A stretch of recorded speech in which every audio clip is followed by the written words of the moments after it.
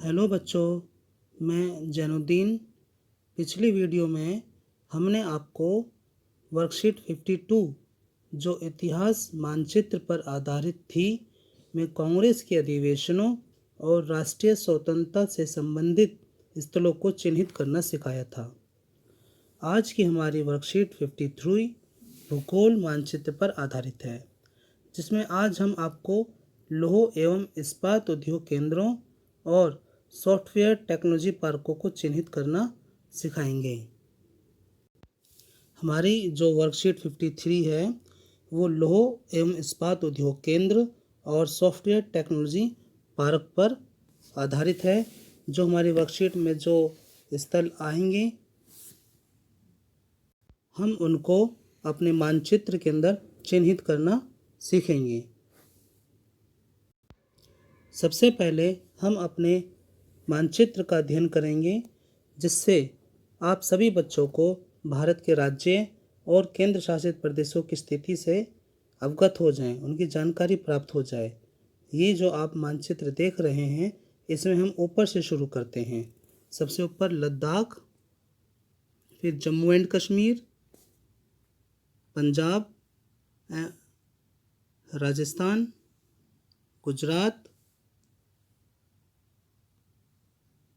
महाराष्ट्र, कर्नाटक, केरल, तमिलनाडु, आंध्र प्रदेश, तेलंगाना, ओडिशा, छत्तीसगढ़, झारखंड, पश्चिम बंगाल, बिहार, उत्तर प्रदेश, मध्य प्रदेश, उत्तराखंड, हिमाचल, अरुणाचल प्रदेश, नागालैंड, मणिपुर, मिजोरम, त्रिपुरा, राजस्थान, गुजरात, हरियाणा, ये सारे हमारे राज्य हैं और कुछ केंद्र शासित प्रदेश। आज की जो हमारी वर्कशीट 53 है वो लौह एवं इस्पात उद्योग केंद्र और सॉफ्टवेयर टेक्नोलॉजी पार्कों पर आधारित है। तो आज अभी हम इसके अंदर दुर्गापुर जो पश्चिम बंगाल के अंदर है, बोकारो झारखंड, जमशेदपुर झारखंड, भिलाई छत्तीसगढ़, विजयनगर कर्नाटक के अंदर है।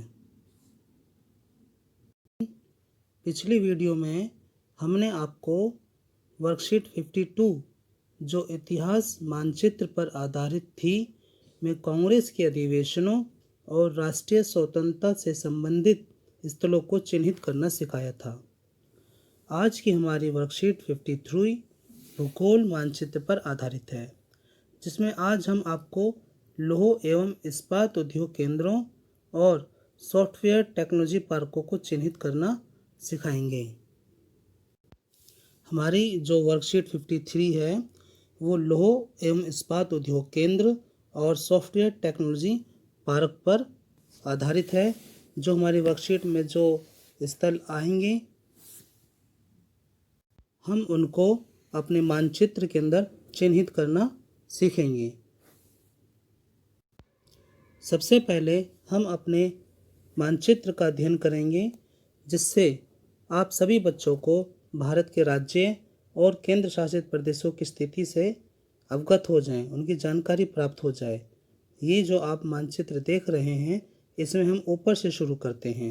सबसे ऊपर लद्दाख, फिर जम्मू एंड कश्मीर, पंजाब, राजस्थान, गुजरात,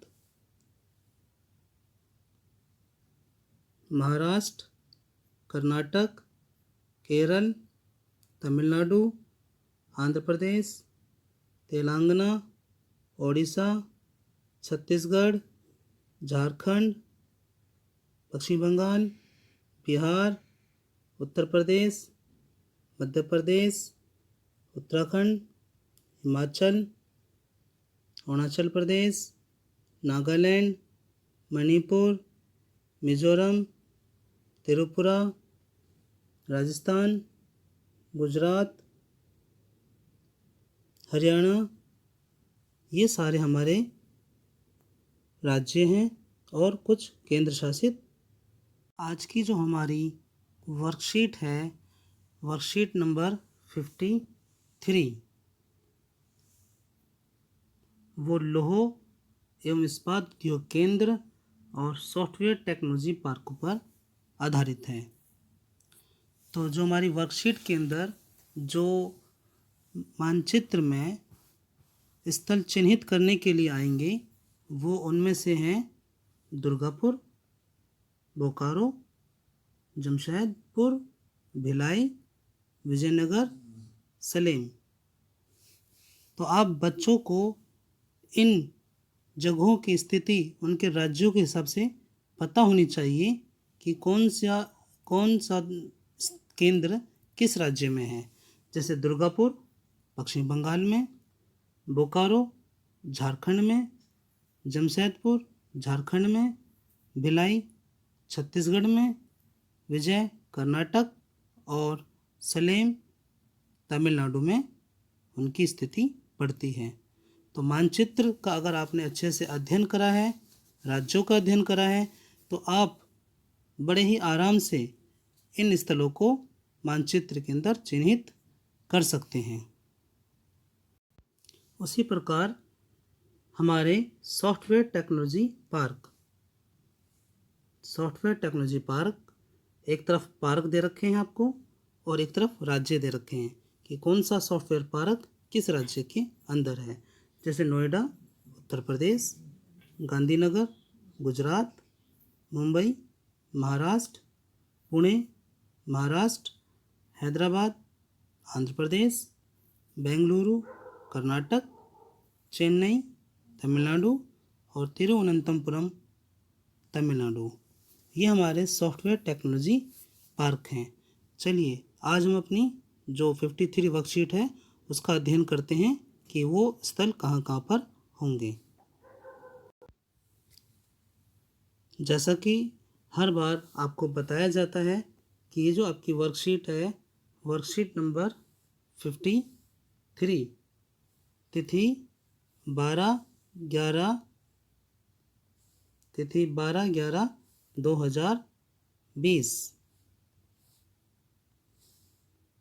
सभी बच्चे यहाँ पे पहले अपना नाम लिखेंगे, फिर कक्षा अध्यापक का नाम और कक्षा 10th क्लास सामाजिक विज्ञान की वर्कशीट भूगोल। तो पहला जो प्रश्न इसके अंदर आता है, भारत के मानचित्र राजनीतिक रेखा मानचित्र पर निम्न को दर्शाइए।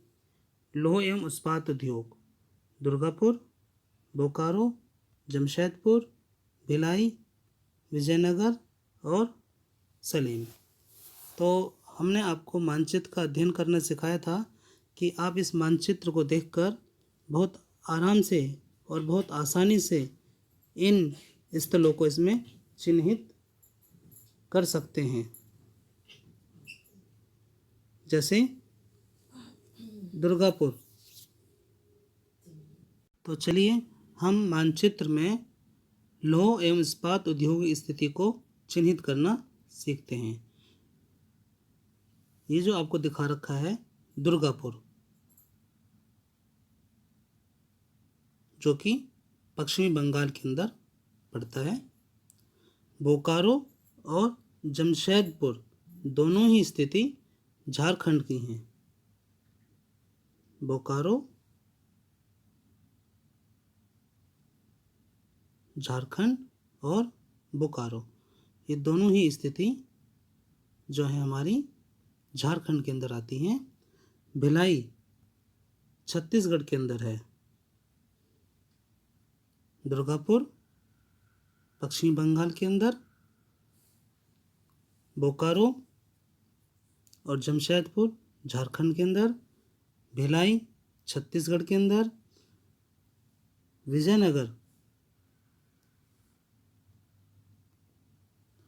विजयनगर कर्नाटक के अंदर और सलेम तमिलनाडु के अंदर।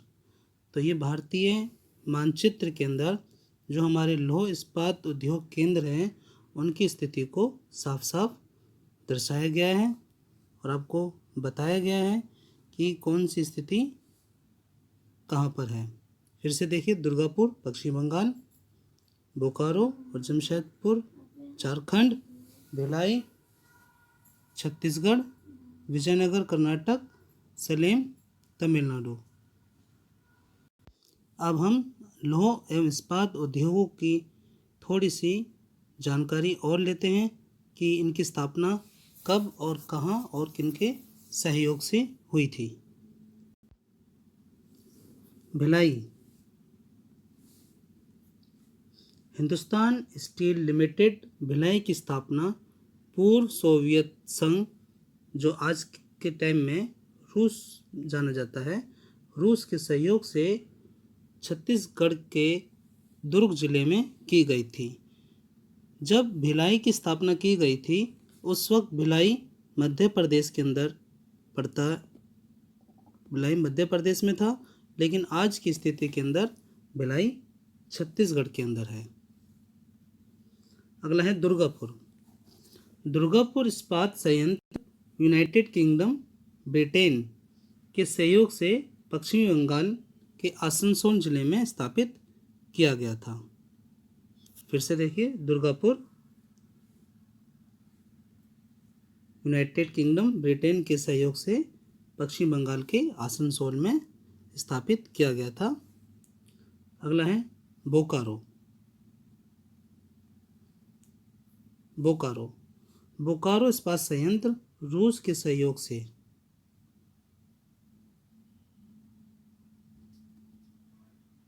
रूस के सहयोग से 1964 ईस्वी में बोकारो और दामोदर नदियों के संगम पर स्थापित किया गया था। अगला है सेलम। सेलम इस्पात संयंत्र तमिलनाडु में 1982 ईस्वी में प्रारंभ किया गया था। जमशेदपुर। इस प्लांट की स्थापना सन 1907 में जमशेदजी नौशरवाजी टाटा ने की थी, जिसे हम टाटा के नाम से जानते हैं, और झारखंड के अंदर अब ये पूरा एक शहर माना जाता है जमशेदपुर टाटा के नाम से।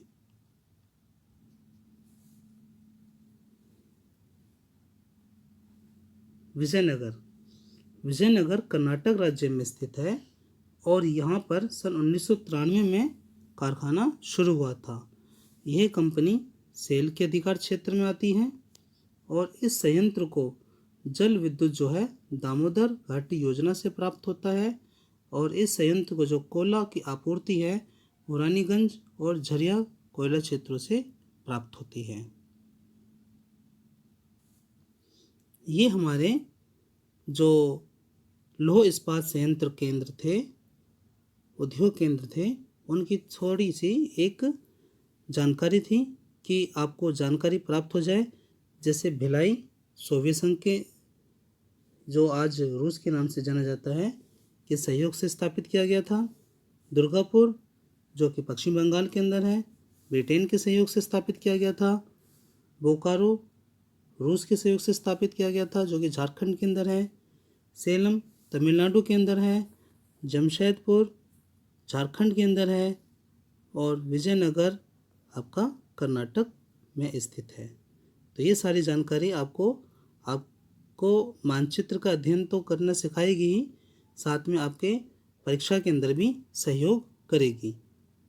अब हम सॉफ्टवेयर टेक्नोलॉजी पार्क की स्थिति को मानचित्र में दर्शाएंगे कि कौन कौन से सॉफ्टवेयर टेक्नोलॉजी पार्क किन किन राज्यों के अंदर पड़ते हैं और उनकी स्थिति कहाँ पर है। आप मानचित्र में देखिए, जैसे नोएडा उत्तर प्रदेश के अंदर आता है और उसकी स्थिति ये है। गांधीनगर गुजरात के अंदर आता है, उसकी स्थिति गांधीनगर की। मुंबई महाराष्ट्र के अंदर, पुणे महाराष्ट्र के अंदर, हैदराबाद आंध्र प्रदेश में, बेंगलुरु कर्नाटक में, चेन्नई तमिलनाडु में, और तिरुवनंतपुरम ये भी तमिलनाडु के अंदर आता है। तो हमारे जो 7 सॉफ्टवेयर टेक्नोलॉजी पार्क दिए गए हैं, 8, सॉरी 7 नहीं 8 टेक्नोलॉजी पार्क जो दिए गए हैं उनकी स्थिति एक बार फिर से देखिए। नोएडा उत्तर प्रदेश में, गांधीनगर गुजरात में, मुंबई महाराष्ट्र में, पुणे महाराष्ट्र में, हैदराबाद आंध्र प्रदेश में, बेंगलुरु कर्नाटक में, चेन्नई और तिरुवनंतपुरम ये दोनों ही स्थल जो तमिलनाडु के अंदर पड़ते हैं। तो एक बार इस स्थिति को आप लोग अच्छे से अभ्यास करना, और एक बार मैं आपको दिखा देता हूँ जो मैंने वर्कशीट के अंदर बनाया हुआ है कि कौन से पार्क, सॉफ्टवेयर टेक्नोलॉजी पार्क कहाँ पर स्थित हैं। देखिए बच्चों, एक बार फिर से नोएडा उत्तर प्रदेश, गांधीनगर गुजरात, मुंबई महाराष्ट्र, पुणे महाराष्ट्र, हैदराबाद आंध्र प्रदेश, बेंगलुरु कर्नाटक, चेन्नई तमिलनाडु, तिरुवनंतपुरम तमिलनाडु।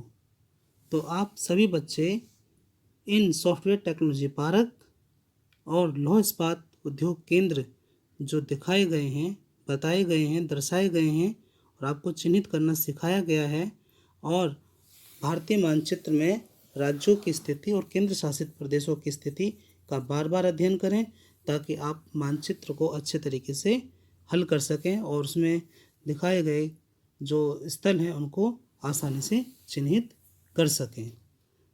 और हम बार बार आपको एक ही बात बोलते हैं कि आज का दौर के अंदर कोरोना एक महामारी का रूप ले रहा है, तो आपको अपनी सुरक्षा करनी है, अपने परिवार की सुरक्षा करनी है।